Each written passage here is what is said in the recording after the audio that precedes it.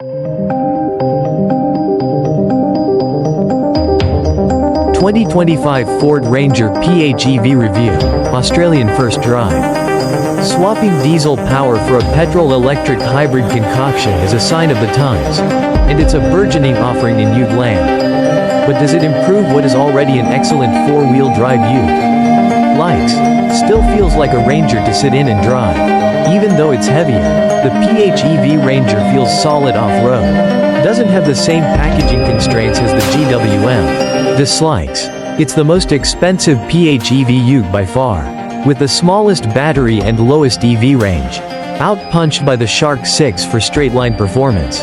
Unless you need the onboard power, diesel is still the best choice. 2025 Ford Ranger PHEV. When it rains, it pours. The rule of threes. A menage a trois or good old-fashioned love triangle. Choose your favorite trifecta-related phraseology and apply it to the world of plug-in hybrid utes. The 2025 Ford Ranger PHEV, a plug-in hybrid take on Australia's most popular 4x4 ute, has finally arrived. After a drawn-out drip feed of information from Ford in Australia. But against the other two offerings in this niche, is the Ranger PHEV going to feel like a third wheel?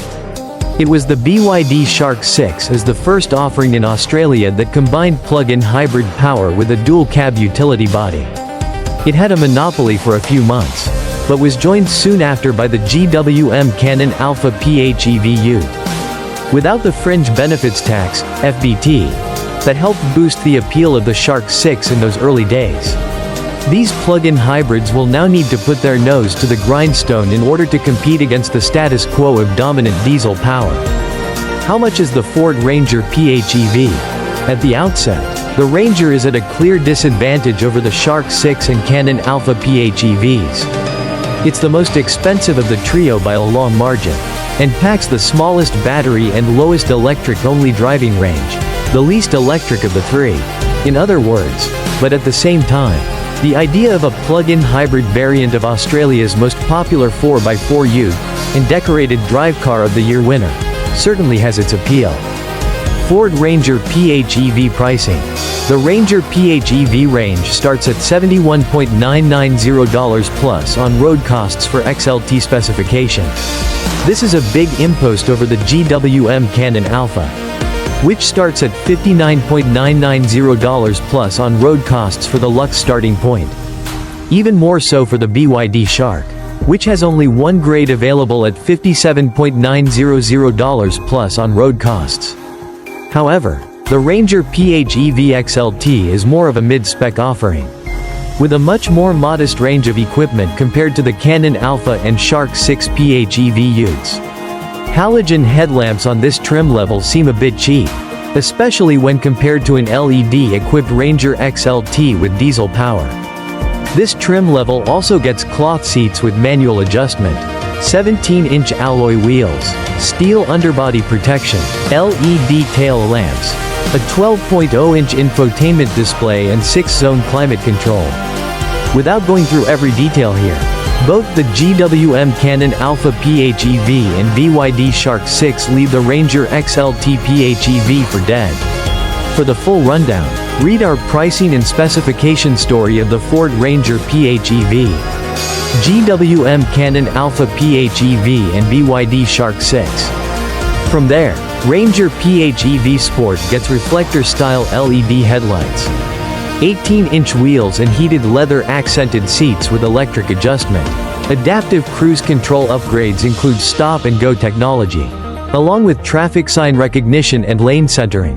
Wildtrak gets matrix LED headlights, roof rails and a molded sailplane sports bar, along with aluminium tie-down rails and an electric roller shutter. On the inside, you get an upgraded 10-speaker B&O sound system, ambient lighting and upgraded seating with extra adjustment. On the top of the range, StormTrak gets a range of unique aesthetic changes, along with Ford's innovative flexible rack system and adjustable load rails.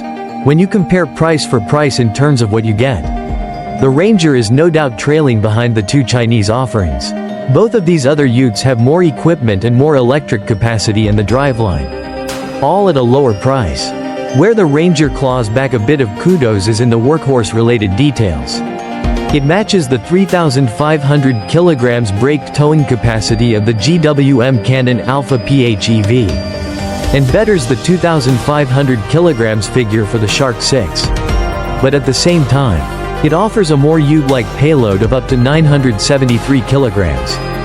However, specifications listed by Ford show some degree of skullduggery in this regard. That figure is only achievable for the base XLT spec PHEV Ranger. When it's optioned without a spare wheel, opt for the no-cost option of a spare, like what the Shark 6 and Canon Alpha PHEV have. And that figure will drop down to as low as 830 kilograms, including other details. It's still a good figure for a PHEV ute.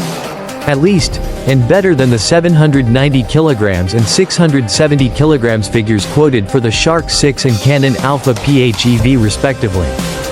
Climb higher up the specification ladder, and you're looking at a payload of 795 kilograms for the Ranger Stormtrack, which has things like the weighty electric roller cover, flexible rack system and dust sealing that the other utes don't have. It's worth pointing out here as well that all three of the utes have a 3,500 kilograms gross vehicle mass, give or take. And the lower curb weight of the Ranger PHEV brings the benefit of a greater payload. How have they done it? There isn't any clever or exploratory engineering going on here. They just fitted a smaller battery. How big is the battery in the Ford Ranger PHEV? Compared to the others, the Ranger PHEV's smaller battery carries 11.8 kilowatt-hours of usable capacity and a claimed electric-only driving range of 45 kilometers on NEDC testing. The BYD Shark has a 29.58 kilowatt-hours battery for 80 kilometers of electric driving range, and only allowing the battery to drop to 25%. While the GWM Canon Alpha PHEV has a 37.1 kilowatt-hours battery, split between two packs, for 115 kilometers of EV driving range. That being said, let's give Ford props for having the smallest level of compromise within the available payload, through keeping the towing capacity high and the curb weight relatively low. Combine a 2.3-liter turbocharged petrol 4-cylinder engine, similar hardware to what you'll find in a Volkswagen Amarok or Ford Mustang, and a 70-liter fuel tank. And Ford doesn't quote an overall claimed driving range when your battery and fuel tank are full. We reckon you'd be looking at around 700 kilometers between refills and recharges. While this engine can punch out up to 232 kilowatts and 475 Newton meters in a Mustang, we've got some restrictions here. Peak outputs from the fuel-burning side of things are capped at 138 kilowatts and 411 Nm. But hybrid power boosts this up to total outputs of 207 kilowatts and 697 Newton meters. This is done through a modular hybrid electric motor, which is effectively bolted onto the front of the transmission, in between the engine output shaft and gearbox torque converter.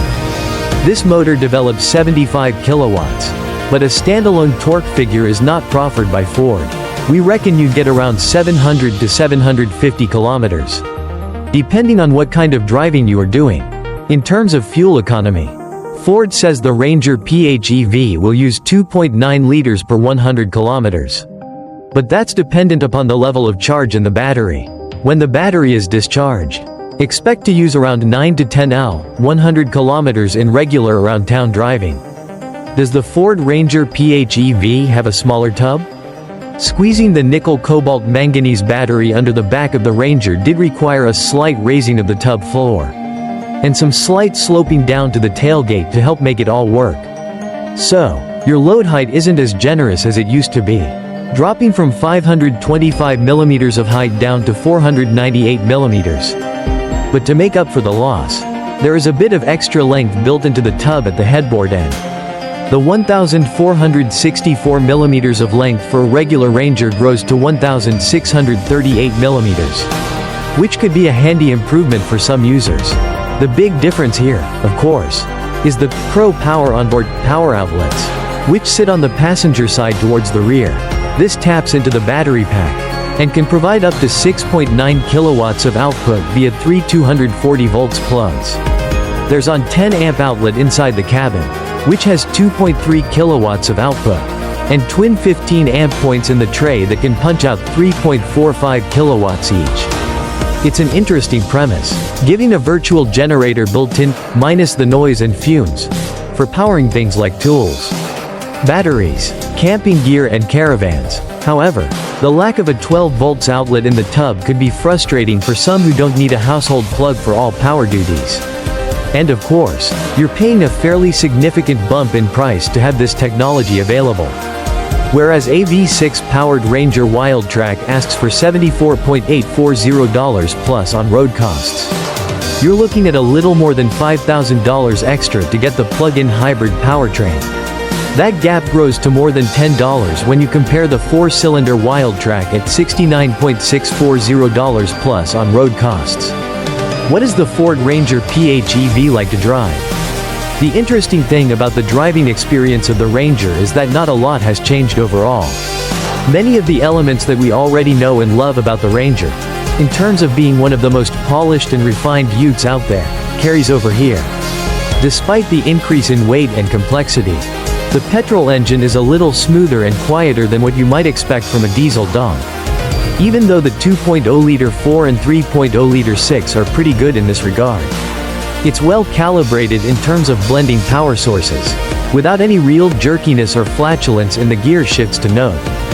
It's interesting to note that because of the location of the electric motor in this Ranger PHEV, driving in EV-only mode still includes gear changes.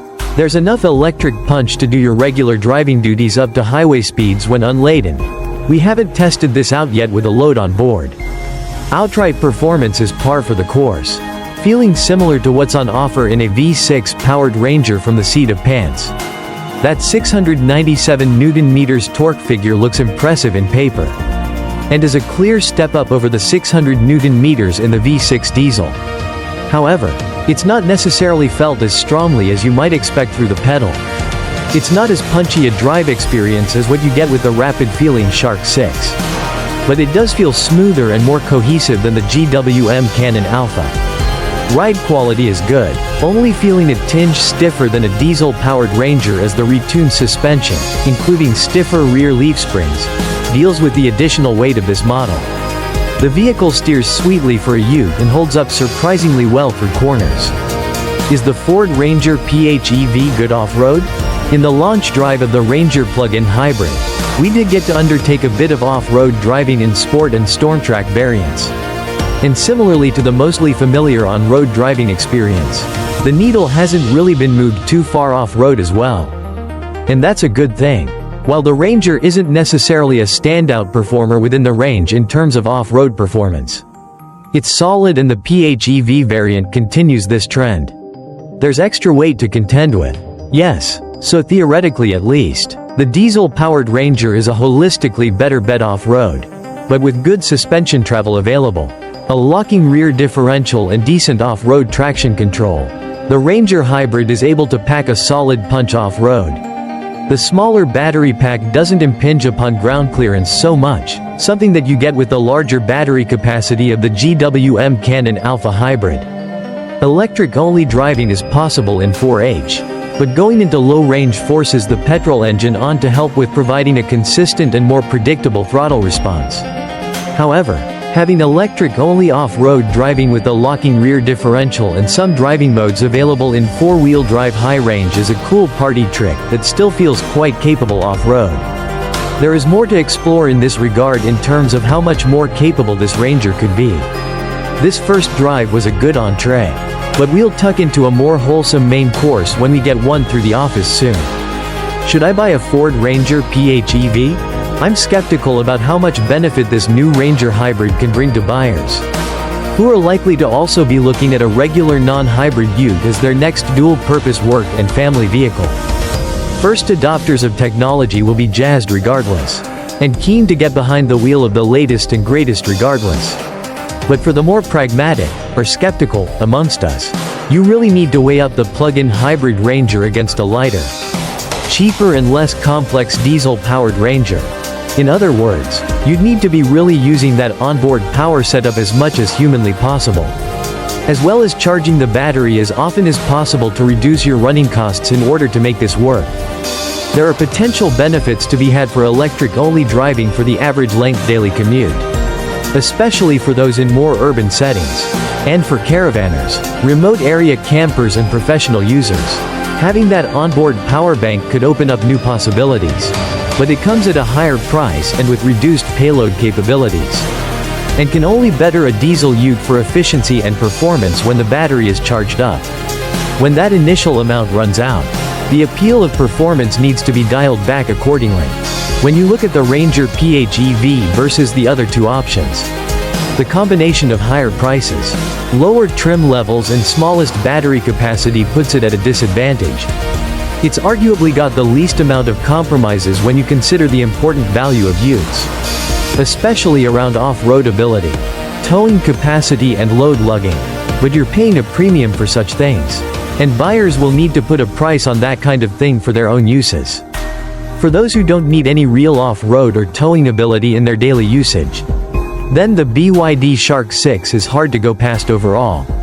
It's not as polished in some respects as the Ranger, but it's significantly cheaper and gives an electric-first driving experience that is quite different. While the GWM Canon Alpha is more expensive, it's closer to the Ranger in terms of off-road ability and the combination of petrol and electric power through the driveline. It's also particularly well-equipped and spacious, along with having the biggest electric-only driving range. This puts the Ranger in a funny position, because out of the three plug-in hybrids available, it's the least hybrid-y of them all. That's beneficial in some regards, but also makes no sense in others. But of course, if you're unsure about all of this newfangled technology, diesel power is still available at a lower price.